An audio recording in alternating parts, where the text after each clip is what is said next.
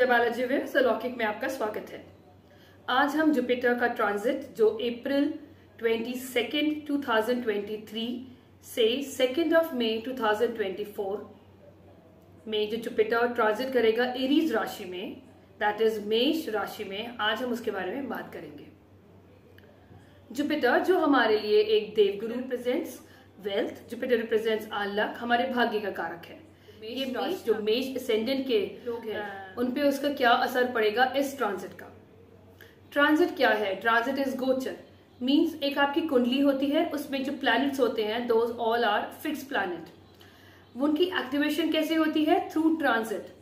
आपका जो भी प्लैनेट उस ट्रांजिट जो प्लैनेट आपका ट्रांजिट, सपोज जुपिटर एरीज में ट्रांजिट कर रहा है, Aries is what? Aries is the first sign, means आपका जो जुपिटर ट्रांजिट कर रहा है वो असेंडेंट में ट्रांजिट कर रहा है, क्योंकि असेंडेंट में आ रही है मेष राशि और वहां पर ऑलरेडी राहु बैठा हुआ है।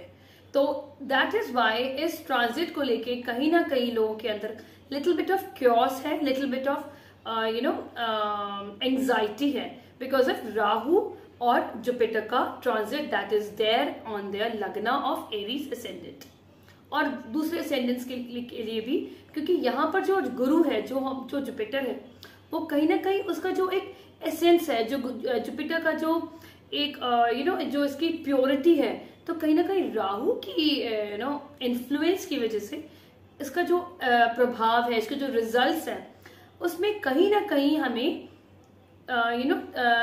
कुछ टाइम पीरियड तक, जब तक जुपिटर और राहु का सॉरी एक ही राशि में बैठेंगे, तब तक का कुछ ना कुछ पीरियड में there could be little bit of anxiety issues और could any kind of problem. So हम समझते हैं एरीज असेंडेंट में Jupiter is the lord of 5th house and 9th house, वो जाके बैठ रहा है आपके असेंडेंट में विद राहु जो ऑलरेडी है। राहु वहां से पाइसेस में जाएगा after that is 1 November, that is 30 October के आसपास। Till then Jupiter and Rahu would be there on your Lagna. Lagna is your overall personality, that is your head part, that is your ascendant, that is your body.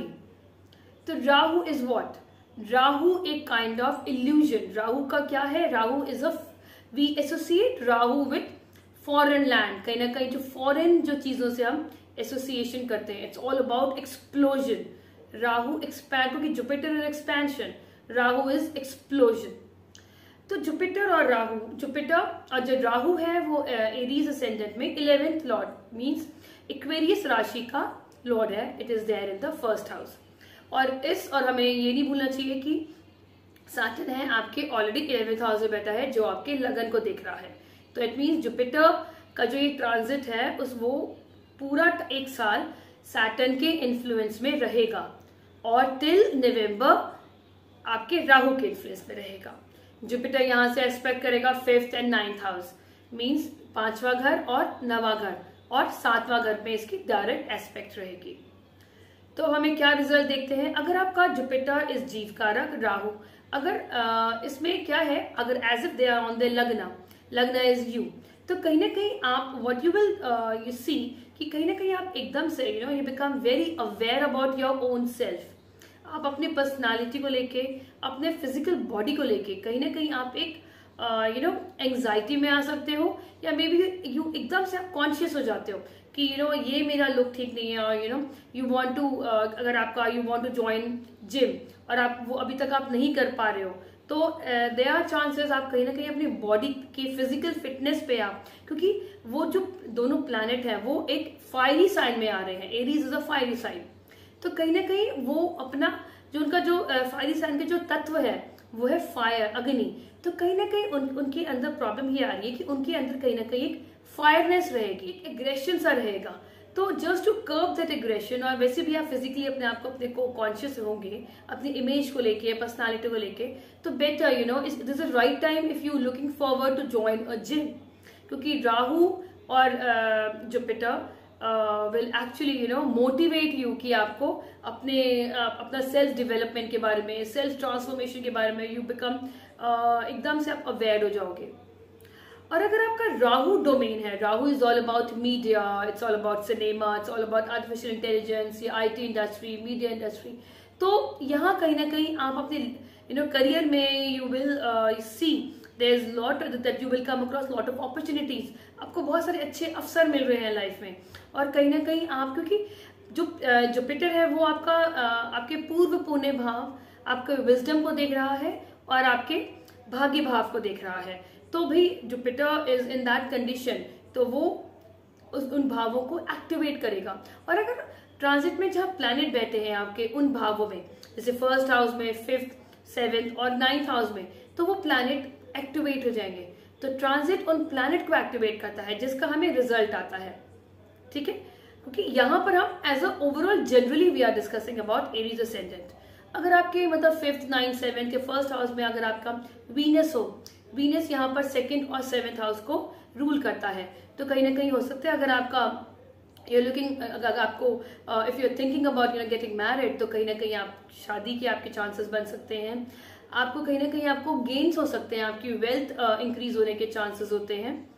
Venus is all about luxury, तो आप कहीं ना कहीं आप कोई luxury item ले सकते हैं अपने लिए। और अगर मार्स है, मार्स यहाँ पर ruler of first house and ruler of 8th house, तो अगर आपकी 8th हाउस एक्टिविटीज है, जैसे आप if you are into that secret services, you into that income tax officer, और into the IB, if you are into that raw or into that I've made a video on 8th house. It's a very prominent video, you can actually see to it.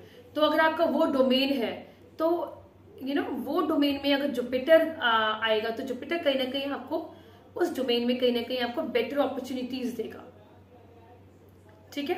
और अगर 9th house is all about your भाग्य, it's all about your higher learning, तो कहीं ना कहीं हो सकता है आप PhD करें, आप आप कोई ना कोई हो सकता है आप you could have actually think कि भाई अब मुझे अगर आगे लाइफ में प्रोग्रेस करना है तो मुझे हायर एजुकेशन के बारे में सोचना है, तो you may think about that, और this is the right time. अगर आपने वो अपनी हायर एजुकेशन जो आपकी इनकम्प्लीट रह गई थी, आप उसके बारे में सोच सकते हैं। और बेटर पीरियड ऑफ जुपिटर की जो ब्लेसिंग्स है वो बेटर तब मिलेगी जब Rahu will move to the Pisces sign. तब आपका नवंबर till that is 1st of April you may get the blessings of Jupiter।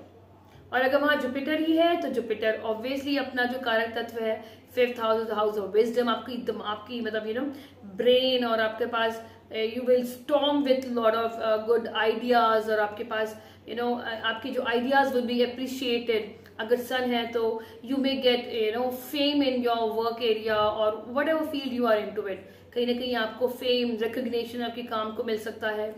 और if there is Saturn, then there is like recognition. Saturn is all about karma, और 10th और 11th house को वैसे भी Saturn govern करता है। तो Saturn is all about आपको अपने काम में कहीं ना कहीं आपको पहचान भी मिलेगी, और आपको हो सकता है you can think of changing new job, उसमें भी आपको बेटर अपॉर्चुनिटीज मिलेगी। तो ओवरऑल एरीज असेंडेंट के लिए this is a real good time, and Rahu is there on your lagan. It means कहीं ना कहीं आपके अंदर एक इल्यूजन आ सकता है, you need to work on that, कि कहीं ना कहीं आप राहु को समझें कि भाई आपके अंदर बहुत ज्यादा एग्रेशन आ रहा है, या आपको बहुत सारे आइडियाज आ रहे हैं, तो कुछ टाइम के लिए the Rahu is there, just work on those areas. आप उसका उसके बारे में ब्रीफली उसके बारे में डिटेल्ड आप स्टडी करें। If you want to if you're looking for any kind of opportunity where you want to do any kind of expansion in your business, or if you're looking to go to abroad, it's the right time for you। और अगर आप इस तरह से कुछ काम कर रहे हैं जहां पर आपको एक्सपेंशन करना है, तो कहीं ना कहीं आप कुछ टाइम के लिए रुक जाएं जब तक Rahu is there. Once Rahu leave Aries sign, तो the better time you can expect better time and you may experience better result। तो ओवरऑल एरीज असेंडेंट के लिए ये ट्रांजिट इतना बुरा नहीं है टिल द टाइम आपके बर्थ चार्ट में कोई ऐसा कॉम्बिनेशन नहीं है जो कहीं ना कहीं आपको प्रॉब्लम क्रिएट कर सके। So this is my analysis of Aries ascendant. I hope ये वीडियो आपको हेल्प करेगा, और प्लीज सब्सक्राइब टू अलौकिक, and if you have a suggestion you feel free to comment, and अलौकिक के साथ जुड़े। Thank you so much. Stay blessed.